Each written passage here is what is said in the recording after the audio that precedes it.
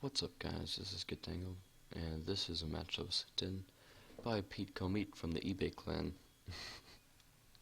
And he is in his T-54. He is on Swamp, and as you can see, XVM is a very good player. Much better than I. So, let's see what he's gonna do.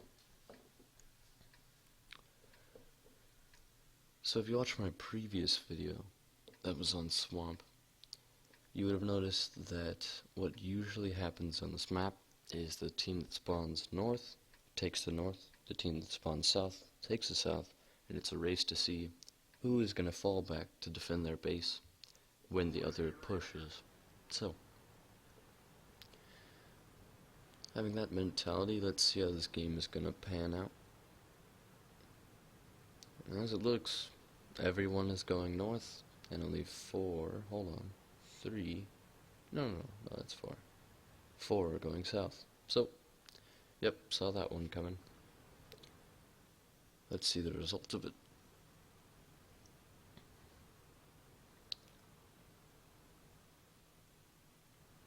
Taking a look at those boats. Maybe he's planning on buying one. See which one is the coolest looking. It's entirely possible. Dodging trees like a boss. Not dodging poles like a boss. And this should be a pretty good matchup. As you can see, there are only 6 tier 9s. And the rest are tier 8s. As well as some unfortunate tier 7s. And as you can see, most of his bad players are the tier 7s. So that's nice for him. Though most of the enemy team's bad players are at the top of the list over there. So that's unfortunate. In fact, I'm pretty sure this Panther 88, hasn't even played any games. He just bought a tier 8, and he's already started to play. Saying that the IS-3 is not a very good player either, then that makes complete sense of why they would even do that. So, he takes a shot at the IS-3, bounces a shot on his hull from him, so he must be stock. The top IS-3 would definitely have been able to pen him for a good 400 damage, so that's nice. Yep, bounces him again. This guy's definitely stock. As you can see, Peetkomeet is using the gun that leads up to the T-62A. I forget what it's called. I think it's called the D-25, something like that. Fixes his track immediately, so bam, there goes his repair kit. 2 minutes into the game. So, that's honestly fine. He takes out the AMX-5100, very dangerous tank. I believe that they were able to take him out before he got his entire clip out, and that is what you want to aim to do with your autoloaders. And there's that one IS-3, and as you can see, he is not a good player at all. Look at that side scraping job. Oh boy, that was not good at all. So, let's see if he's going to do it again. Honestly, it wouldn't even surprise me at this point. So, there's a Tiger 1 who's one of their stronger players. One of 2 of their stronger players who are both tier 7s, unfortunately. Very low damage roll on that IS-3, doing 293 to him, but it's fine. Puts an extra shot on that Tiger 1, and realizing that he doesn't have the gun depression to even hit him, he goes ahead, moves over, dodges a shot from the IS-3, which must have been pretty easy. And since he decided to angle like that, he got himself killed completely. So, weakness of the Tiger 2. Yep, sucks to be you, buddy. There goes one of their stronger players. One of their strongest, I should say. And of all 5 kills, it is himself and the AMX-5100, who are statistically their strongest players on the team. And as you can see, I mean, they don't have... Peetkomeet's team does not have more great players, but they have those 2 great players.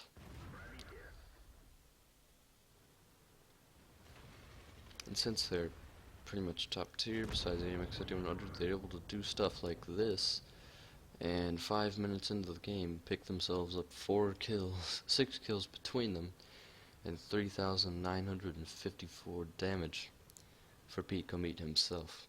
Now he loaded an HE shelf here and did a nice roll of 407. So right now he should be loading, well, I mean, he should have loaded AP, but he probably should have kept the HE in before that one tank, probably the IS-3, was able to put a shot into him and leave him on 90 hit points. Because generally, if they have less health than the damage your AP shells do, and they're able to penetrate them, then you might as well just load that shell, just to be on the safe side, just in case you don't accidentally hit their tracks and deal minimal damage. But you killed him anyways, so it's fine.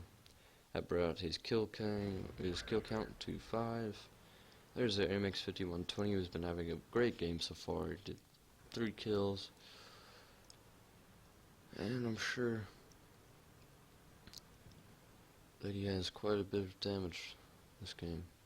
So he's gonna check out the ridge. I mean, can't say words. He's gonna go ahead. They have one person in cap, so that's kind of unfortunate. I'll see that E-75 will be rushing cap any point. Well, hopefully it just stays one, because really there's a lot more in this game to be had. There's a Tiger 2. He shoots a shot well aimed and apparently goes nowhere. Quite literally goes nowhere. And then the Tiger 2 is able to pin him. But he bounces 2 shots in quick succession from the AMX-5100 and Tiger 2. He aims another shot and it goes into his side and bounces? What? Are you kidding me? And the Rheinmetall finishes him off. Although the Tiger 2 is able to do about 650 damage to him. And he wasn't able to deal any in return. So there are 2 people in cap. There's 10 seconds in this game. I mean, this is a point where you pray that AMX M4 is going to reset the cap. Come on, 5 seconds. This is terrible. 1 second. Oh, thank goodness he reset the cap. Oh, Lord. Thank you, AMX M4, for being able to reset that cap and allow his team to pick up more damage. Just a tip to anyone who's watching this video. Capping is not always the way, alright? It generally annoys the hell out of everyone. So just keep that in mind before you're capping. Because honestly, I don't hate anyone more than perhaps artillery, specifically FV304s, but the people who cap before the game is even close to over. Well, I still hate artillery more than that, because, you know, scumbags. But since they were able to not only reset the cap, but kill both of the cappers, that means that this game is still going to be able to go on. And there's quite a bit left to go. I mean, that E-75 is still in full health. A little bit of natural selection. He takes out the SU-152, who was, let's see, not their worst player. The Panther 88 was. Probably because he's only played about 10 games.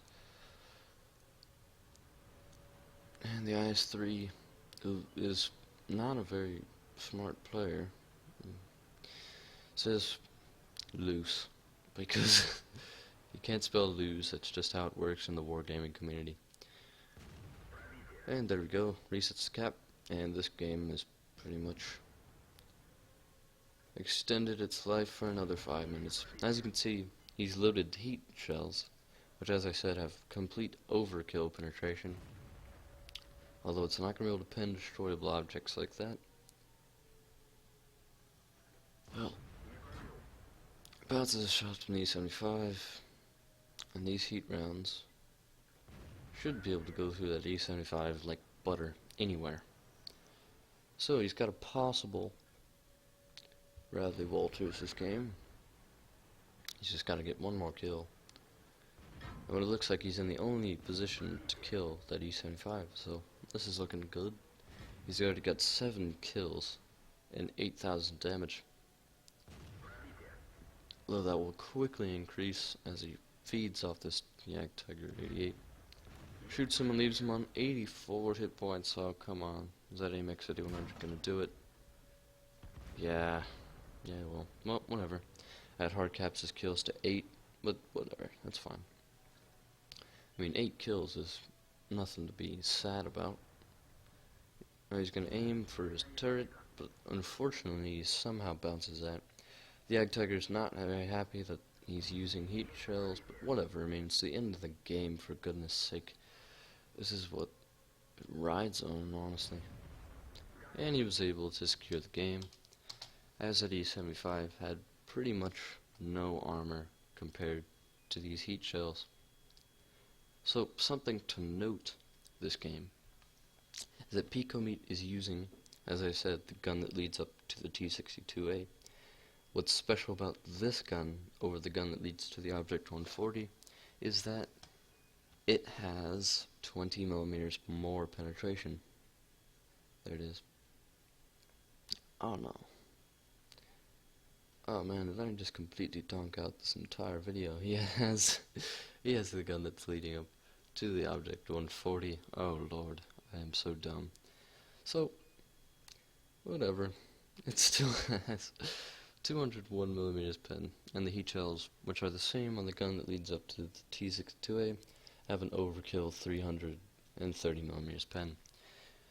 So, I guess not to note that he has the gun that leads up to the T-62A. But I'm still going to mention it. The gun that leads up to T-62A, of course, leads up to T-62A unless you want to grind out another 59,000 experience for the gun that leads up to the Object 140. Well, it is special in that it has 220mm penetration, as this gun only has 201mm penetration. So, if you feel like having that extra bit of penetration, but losing gun handling, which this gun specializes in, having a better aim time and better accuracy, just better soft stats all around. If you want reliable penetration over reliable hitting the target anyways, then the gun that you want is the T-62A's gun. Although, if you want reliable hitting and still a fair amount of penetration, then you want the D10 that leads up to the Object 140. So, as you can see, Peetkomeet, a great player and a great tank in a great matchup, and he's able to do this. Wow. This was a spectacular match. Look at that. Incredible. And somehow he was able to get pinned in the turret. Must have been an ABCR shell, as this turret is what makes the T-54 the T-54, besides its excellent hull armor of 120mm, which you actually lose when you go to tier 10 and having only 100mm of hull armor. Although it's still ridiculously well sloped, and if you manage to angle it at the right angle, which would probably be about here or so, then it's a real powerhouse. So, one thing I have learned is how to completely tank in your T-54. Yes, I definitely did learn how to do that.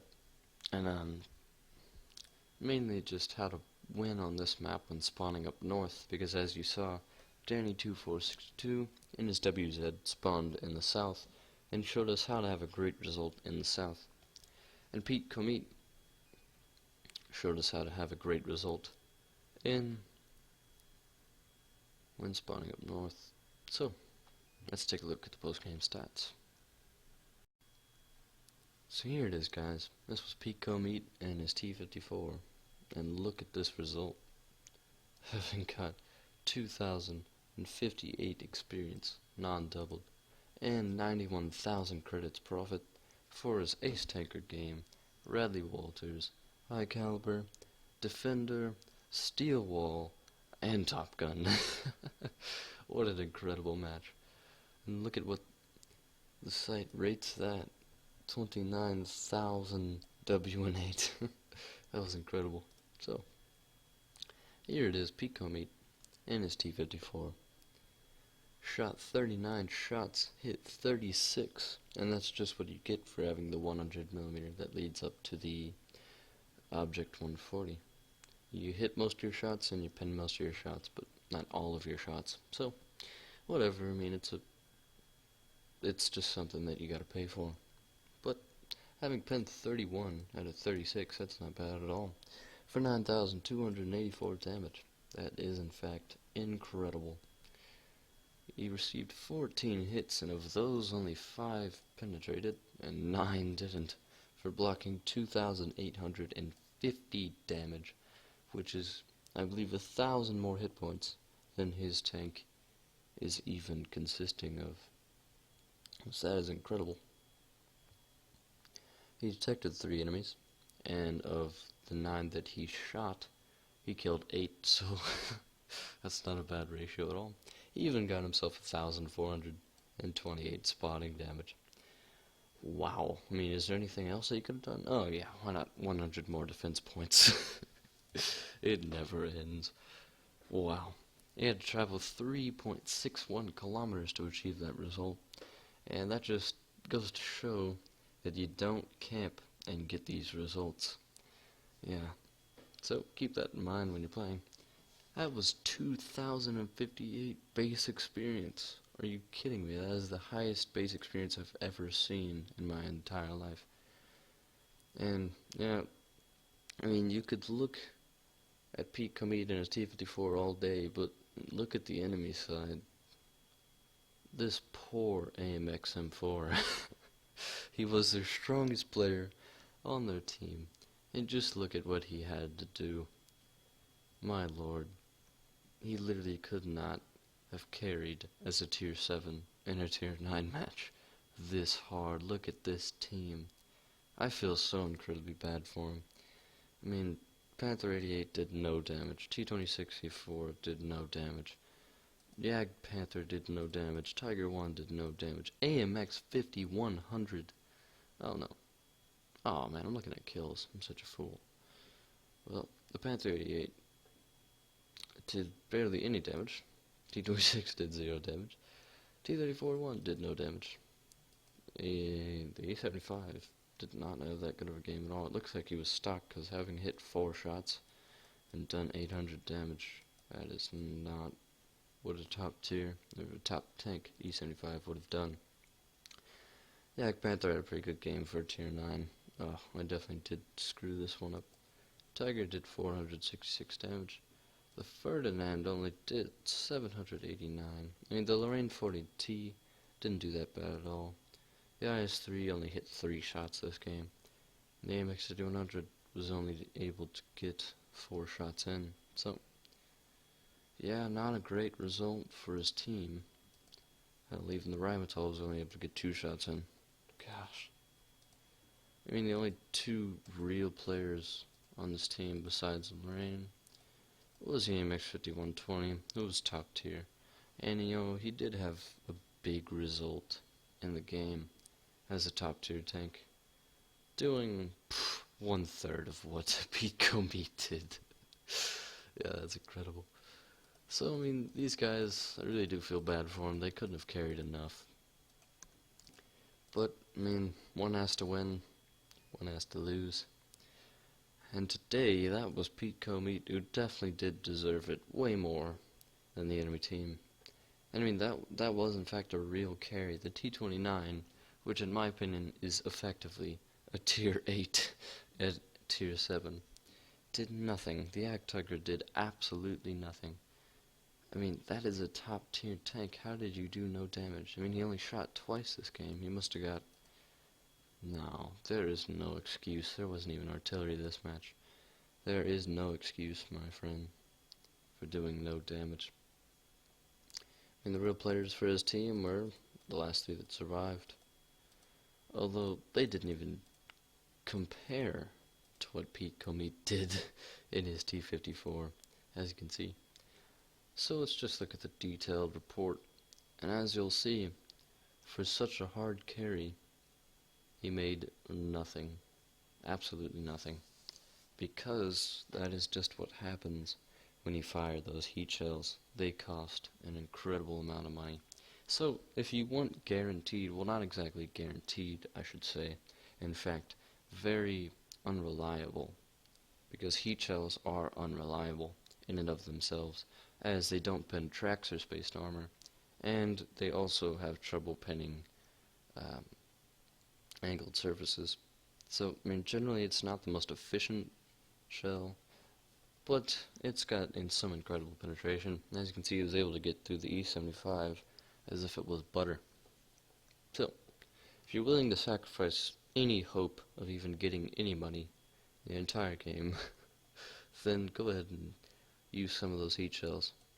But, I mean, you still have some pretty good penetration with your stock shells, but then again, the heat shells do have 130 millimeters more pen, so it's really just your personal preference. So hope you guys learned a little bit about where to spawn, what to do when you spawn up north. I definitely did, and really that does conclude a map review for me on Swamp, as we had Danny in his WZ-132 show us where to go when you spawn south. If you haven't checked that video out, then make sure to check it out. It was a great game, and there were some incredibly hilarious moments. But that game was nothing compared to this game, as you can see. Make sure to leave some comments about what you thought about this game, what you think that Peetkomeet could even have done better this game to secure even more damage and carry even more. And I mean, really, if you have any questions on, if you have any answers to questions on how this team could have done better, the enemy team could have done better, and allow that tier 7 to not have to carry that hard. Well, I mean, if you did learn anything, then make sure to tell me what you have learned. I definitely did learn where to go when you spawn up north in your T-54, and how to completely tank like a boss. So, hope you guys enjoyed this video. If you did, then make sure to give it a like, and if you really did, then subscribe to the channel for more videos later, and I'll see you guys next time.